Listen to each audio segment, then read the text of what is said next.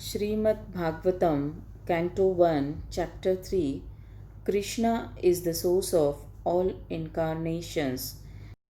Shlok 24. Tataha kalo sampravrutte sammohaya suradvisham buddho namana jan sutaha kikateshu bhavishyati.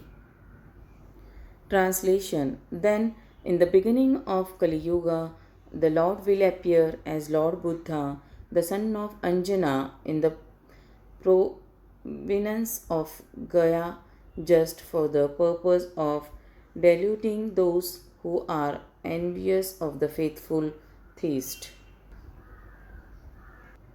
Purport. Lord Buddha, a powerful incarnation of the personality of Godhead, appeared in the province of Gaya, Bihar, as the son of Anjana, and he preached his own conception of non-violence and deprecated even the animal sacrifices sanctioned in the Vedas. At the time when Lord Buddha appeared, the people in general were atheistic and preferred animal flesh to anything else. On the plea of Vedic sacrifice, every place was practically turned into a slaughterhouse and animal killing was indulged in unrestrictedly. Lord Buddha preached non-violence, taking pity on the poor animals. He preached that he did not believe in the tenets of the Vedas and stressed the adverse psychological effects incurred by animal killing. Less intelligent men of the age of Kali, who had no faith in God, followed his principle, and for the time being they were trained in moral discipline and non-violence, the preliminary steps for proceeding further on the path of God realization. He deluded the atheist because such atheists who followed his principles did not believe in God, but they kept their absolute faith in Lord Buddha, who himself was the incarnation of God. Thus, the faithless people were made to believe in God in the form of Lord Buddha. That was the mercy of Lord Buddha. He made the faithless faithful to him. Killing of animals before the advent of Lord Buddha was the most prominent feature of the society. They claim that these were Vedic sacrifices. When the Vedas are not accepted through the authoritative disciplic cessation, the casual readers of the Vedas are misled by the flowery language of that system of knowledge. In the Bhagavad Gita, a comment has been made on such foolish scholars, the foolish scholars of Vedic literature who do not care to receive the transcendental message through the transcendental realized sources of disciplic cessation are sure to be bewildered. To them, the ritualistic ceremonies are considered to be all in all. They have no depth of knowledge. According to the Bhagavad Gita, the whole system of the Vedas is to lead one gradually to the path of the Supreme Lord.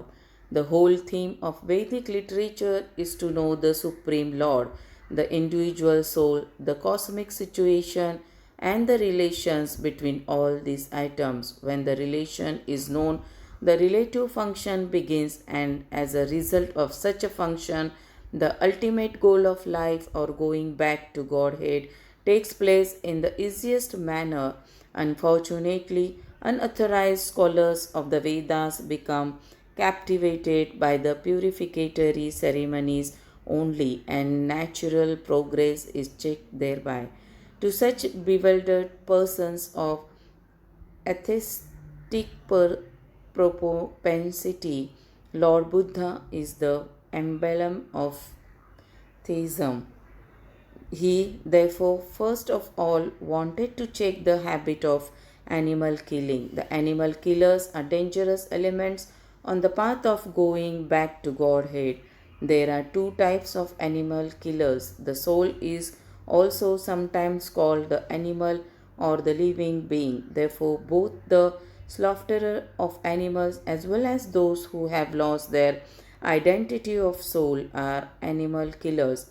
Maharaj Parikshit said that only the animal killer cannot release the transcendental message of the Supreme Lord. Therefore, if people are to be educated to the path of Godhead, they must be taught first and foremost to stop the process of animal killing as above mentioned. It is nonsensical to say that animal killing has nothing to do with spiritual realization. By this dangerous theory, many so called sannyasis have sprung up by the grace of Kali Yuga who preach animal killing under the garb of the Vedas. The subject matter has already been discussed in the conversation between Lord Chaitanya and Maulana Chand Qazi Sahib. The animal sacrifice, as stated in the Vedas, is different from the unrestricted animal killing in the slaughterhouse because the asuras or the so called scholars of Vedic literatures put forward the evidence of animal killing in the Vedas. Lord Buddha superficially denying the authority of the Vedas. This rejection of the Vedas by Lord Buddha was adopted in order to save people from the vice of animal killing as well as to save the poor animals from the slaughtering process of their big brothers who clamor for universal brotherhood, peace, justice, and equity. There is no justice when there is animal killing. Lord Buddha wanted to stop it completely, and therefore, this cult of ahimsa was propagated not only in India but also outside the country. Technically, Lord Buddha's philosophy is called atheistic because there is no acceptance of the Supreme Lord and because that system of philosophy denied the authority of the Vedas, but that is an act of camouflage by the Lord. Lord Buddha is the incarnation of Godhead. As such, he is the original propounder of Vedic knowledge. He therefore cannot reject Vedic philosophy, but he rejected it outwardly because the Suradiva Dvisa or the demons who are always envious of the devotees of Godhead try to support cow killing and animal killing from the pages of the Vedas, and this is now being done by the modernized sannyasis. Lord Buddha had to reject the authority of the Vedas altogether. This is simply technical, and had it not been so, he would not have been so accepted as the incarnation of Godhead. Neither would he have been worshipped in the transcendental songs of the poet Jayadeva, who is a Vaishnava Acharya. He preached the preliminary principles of the Vedas in a manner suitable for the time being, and so also did Acharya Shankaracharya to establish the authority of the Vedas. Therefore, both Lord Buddha and Acharya Shankara paved the path of theism and Vaishnav Acharyas, specifically Lord Sri Chaitanya Mahaprabhu, led the people on the path towards a realization of going back to Godhead. We are glad that people are taking interest in the non-violent movement of Lord Buddha, but will they take the matter very seriously and close the animal slaughterhouses altogether? If not, there is no meaning to the Ahimsa cult. Srimad Bhagavatam was composed just prior to the beginning of the age of Kali about 5,000 years ago, and Lord Buddha appeared about 2600 years ago. Therefore, in the Srimad Bhagavatam, Lord Buddha is foretold such in the authority of this clear scripture. There are many such prophecies and they are being fulfilled one after another. They will indicate the positive standing of Srimad Bhagavatam, which is without trace of mistake, illusion, cheating, and imperfection, which are the four flaws of all conditioned souls. The liberated souls are above these flaws, therefore, they can see and foretell things which are to take place on distant future dates. श्लोक 25 अथासो युगसन्ध्यायां दस्युप्रायेषु राजसु जनिता विष्णुयशसो नामना कलिकजगपति. Translation. Thereafter, at the conjunction of two yugas, the Lord of the creation will take his birth as the Kalaki incarnation and become the son of Vishnu. Yes, at this time the rulers of the earth will have degenerated into plunders. Purport. Here is another foretelling of the advent of Lord Kalaki, the incarnation of Godhead. He is to appear at the conjunction of the two yugas, namely at the end of Kali Yuga and the beginning of Satya Yuga. The cycle of the four yugas, namely Satya, Treta, Dwapar, and Kali, rotates like the calendar months. The present Kali Yuga lasts 4,32,000 years, out of which we have passed only 5,000 years after the battle of Kurukshetra and the end of the regime of King Parikshit. So, there are 4,27,000 years balance yet to be finished. Therefore, at the end of this period, the incarnation of Kalaki will take place as foretold in the Srimad Bhagavatam. His father's name, Vishnu Yasha, a learned Brahman, and the village Sambhal are also mentioned. As above mentioned, all these foretellings will prove to be factual in chronological order, that is the authority of Srimad Bhagavatam. Shlok 26 Avtara he Sankheya Harehe Sattva Nirdhe Dvijaha Yatha Vidasinaha Kulyaha Sarasaha Syuhu Sahasrashaha. Translation. O Brahmanas, the incarnations of the Lord, innumerable rivulets flowing from inexhaustible sources of water. Purport. The list of incarnations of the personality of Godhead given herein is not complete. It is only a partial view of all the incarnations. There are many others such as Sri Haigriva, Hari, Hamsa, Prasanigarbha, Vibhu, Satyasena, Vaikuntha, Sarvabhauma, Vishwaksena, Dharmasetu, Sudama, Yogeshwara, Brahad Bhanu, etc. In the bygone ages, Sri Prahlad Maharaj said in his prayer, My Lord, you manifest in as many incarnations as there are species of life, namely the aquatics, the vegetables, the reptiles, the birds, the beasts, the men, the demigods, etc., just for the maintenance of the faithful and the annihilation of the unfaithful. You advent yourself in this way in accordance with the necessity of the different yugas. In the Kali Yuga, you have incarnated garbed as a devotee. This incarnation of the Lord in the Kali Yuga is Lord Chaitanya Mahaprabhu.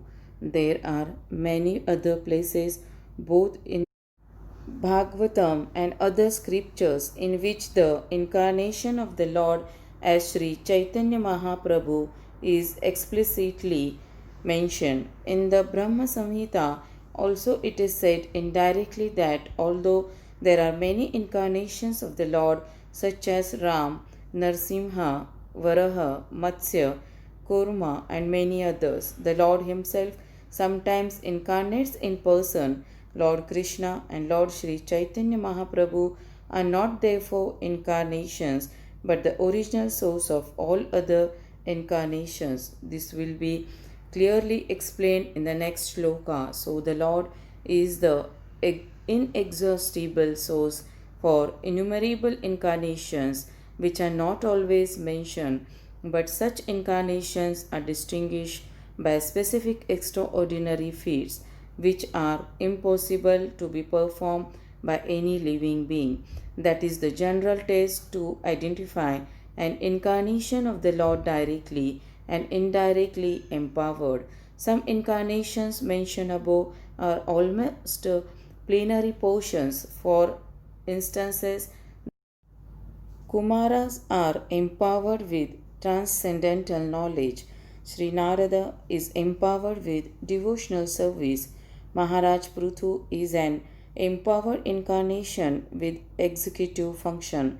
The Matsya incarnation is directly a plenary portion. So the innumerable incarnations of the Lord are manifested all over the universes constantly without cessation as water flows constantly from waterfalls.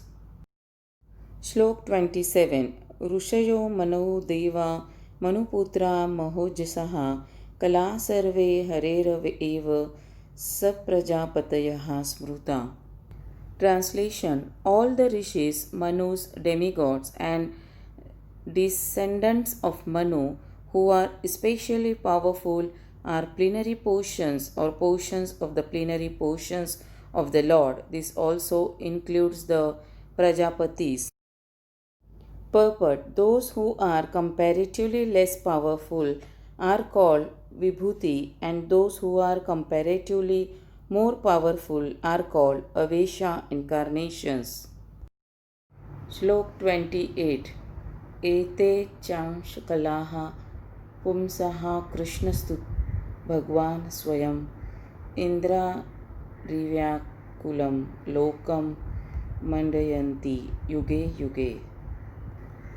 Translation: all of the above mentioned incarnations are either plenary portions or portions of the plenary portions of the Lord, but Lord Shri Krishna is the original personality of Godhead. All of them appear on planets whenever there is a disturbance created by the atheist. The Lord incarnates to protect the theists. Purport: in this particular stanza, Lord Sri Krishna, the personality of Godhead, is distinguished from other incarnations. He is counted amongst the avatars, that is, incarnations, because out of his causeless mercy, the Lord descends from his transcendental abode. Avatara means one who descends. All the incarnations of the Lord, including the Lord Himself, descend on the different planets of the material world as also in different species of life to fulfill particular missions. Sometimes He comes Himself and sometimes His different plenary portions or parts of the plenary portions or His differentiated portions directly or indirectly empowered by Him descend on this material world to execute certain specific functions. Originally, the Lord is full of all opulences, all prowess, all frames, all beauties, all knowledge, and all renunciations. When they are partly manifested through the plenary portions or parts of the plenary portions, it should be noted that certain manifestations of his different powers are required for those particular functions. When in the room small electric bulbs are displayed, it does not mean that the electric powerhouse is limited by the small bulbs. The same powerhouse can supply power to operate large scale industrial dynamos with greater voltage. Similarly, the incarnations of the Lord display limited powers because so much power is needed at that particular time. For example, Lord Parshuram and Lord Narsimha displayed unusual opulence by killing the disobedient Kshatriyas 21 times and killing the greatly powerful atheist Hiranyakashipu. Hiranyakashipu was so powerful that even the demigods in other planets would tremble simply by the unfavorable raising of his eyebrow. The demigods in the higher level of material existence many times excel the most well to do human beings in duration of time, life, beauty, wealth, paraphernalia, and in all other respects. Still, they were afraid of Hiranyakashipu. Thus, we can simply imagine how powerful Hiranyakashipu was in this material world. But even Hiranyakashipu was cut into small pieces by the nails of Lord Narsimha. This means that anyone materially powerful cannot stand the strength of the Lord's nails. Similarly, Jamadnya displayed the Lord's power to kill all the disobedient kings powerfully situated in their respective states. His empowered incarnation, Narad, and plenary incarnation, Varaha, as well as indirectly empowered Lord Buddha, created faith in the mass of people. The incarnations of Ram and Dhanvantri displayed his fame, and Balaram, Mohini, and Vaman exhibited his beauty. Dattatreya, Matsya, Kumara, and Kapila exhibited his transcendental knowledge. Narha and Narayan Rishi exhibited his renunciation. So, all the different incarnations of the Lord indirectly or directly manifested different features, but Lord Krishna, the primeval Lord, exhibited the complete features of Godhead, and thus it is confirmed that He is the source of all other incarnations. And the most extraordinary feature exhibited by Lord Shri Krishna was his internal energetic manifestation of his pastimes with the cowherd girls. His pastimes with the gopis are all displays of transcendental existence, bliss, and knowledge, although these are manifested apparently as sex law. The specific attraction of his pastimes with the gopis should never be misunderstood. The Bhagavatam relates these transcendental pastimes in the 10th canto, and in order to reach the position to understand the transcendental nature of Lord Krishna's pastimes with the gopis, the Bhagavatam promotes the student gradually in 9 other cantos. According to Srila Jiva Goswami's statement, in accordance with authoritative sources, Lord Krishna is the source of all other incarnations. It is not that Lord Krishna has any source of incarnation. All the symptoms of the Supreme Truth in full are present in the person of Lord Shri Krishna, and in the Bhagavad Gita, the Lord emphatically declares that there is no truth greater than or equal to himself. In this stanza, the word Swayam is particularly mentioned to confirm that Lord Krishna has no other source than himself.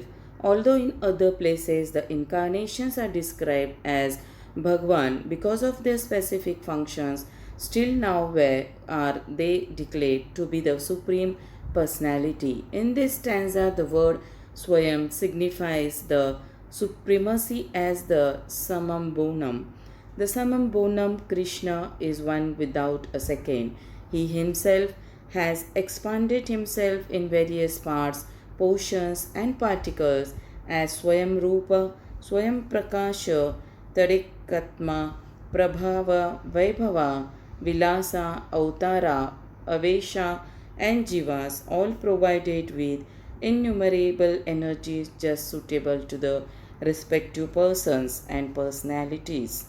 Learned scholars in transcendental subjects have carefully analyzed the Samam Bonam Krishna to have 64 principal attributes. All the expansions or categories of the Lord possesses only some percentages of these attributes, but Sri Krishna is the possessor of the attributes cent percent, and his personal expansions such as Swayam Prakasha, Tadikatma, up to the categories of the Avtaras who are all Vishnu Tattva, possesses up to 93% of these transcendental attributes.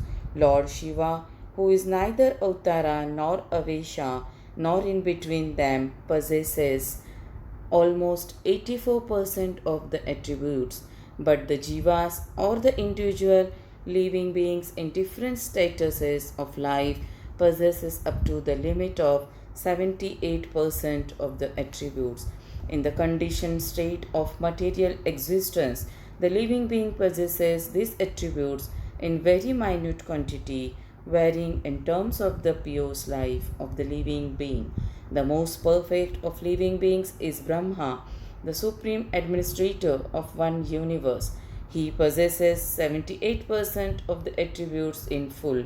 All other demigods have the same attributes in less quantity, whereas human beings possess the attributes in very minute quantity.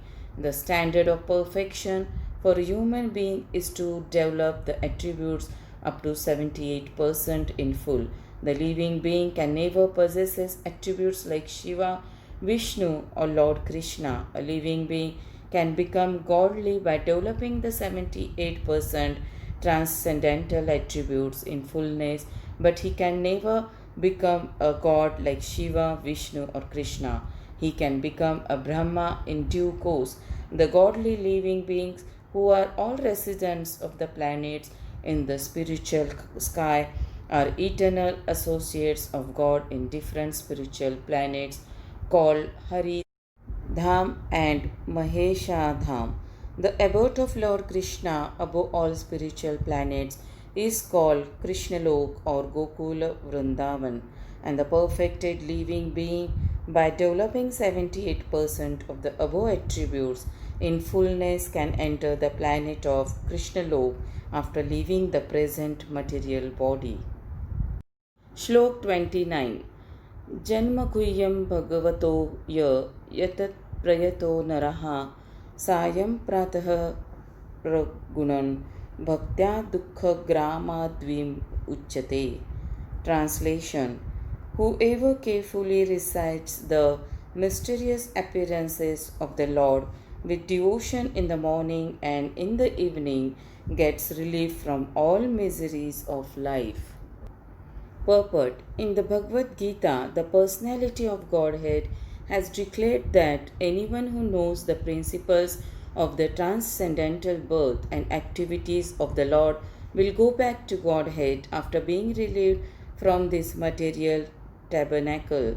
So, simply knowing factually the mysterious way of the Lord's incarnation in this material world can liberate one from material bondage. Therefore, the birth and activities of the Lord, as manifested by Him for the welfare of the people in general, are not ordinary. They are mysterious, and only by those who carefully try to go deep into the matter by spiritual devotion is the mystery discovered. Thus, one gets liberation from the material bondage. It is advised, therefore, that one who simply recites this chapter of Bhagavatam describing the appearance of the Lord in different incarnations in sincerity and devotion can have insight into such birth and activities of the Lord. The very word Vimukti or liberation indicates that the Lord's birth and activities are all transcendental, otherwise, simply by reciting them, one could not attain liberation. They are therefore mysterious, and those who do not follow the prescribed regulations of devotional service are not entitled to enter into the mysteries of his birth and activities.